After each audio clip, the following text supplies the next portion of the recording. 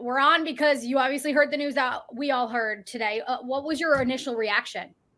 My initial reaction was a moment of pause and reflection about the legacy of President Joe Biden, the 50-plus year legacy of fighting for Americans. And, I thought about my experience working for the president for the first couple of years of the Biden-Harris White House, and thinking about the historic achievements that he reached, and now focused on the work ahead to make sure that a Democrat wins the White House this November.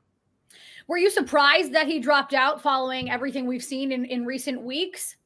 Well, look, I think as everybody knows, there's been a long deliberation and conversation. And I think, this was a selfless act by President Biden to focus on the future.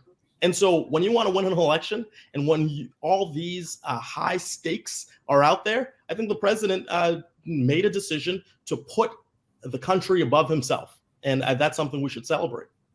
So what does this mean for the Democratic Party and for all of you? Well, as you have seen, President Biden has endorsed Vice President Kamala Harris for the presidency. And so I share that sentiment, and I too endorse the vice president for the Democratic Party's nomination.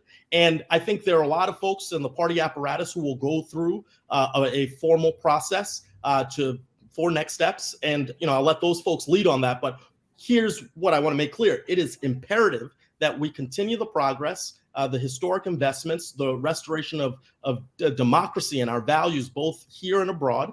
And I believe the Vice President Harris is the best person to do that and fight for the soul of our nation. And so I will be supporting her, and I look forward to the next steps.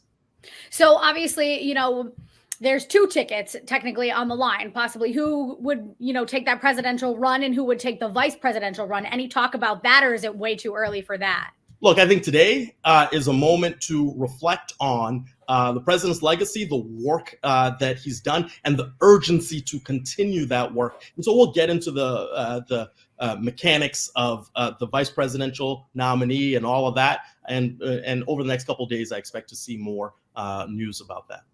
So there's some talk on social media right now about people saying, well, if President Biden is announcing that he can't run for president, he should step down now. And let maybe Kamala take over, et cetera, because if he can't continue for, in coming months, he should just stop right now. What's your opinion on that? Do you think he is suitable and equipped to still lead this country, or should he completely step aside?